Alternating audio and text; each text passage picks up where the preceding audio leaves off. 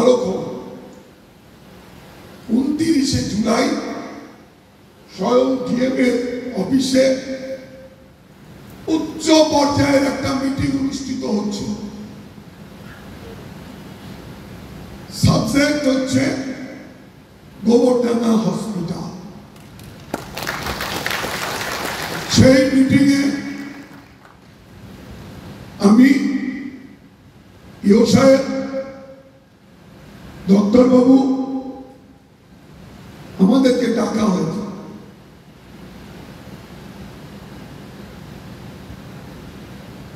SDO থাকবেন, health অফিসাররা থাকবেন, জেলা পরিষদের কর্মকর্তারা থাকবেন, স্বাস্থ্য বিভাগের কর্মকর্তারা থাকবেন, সিওএমএস থাকবেন, 2টো পঞ্চায়েত সমিতির সভাপতি থাকবে।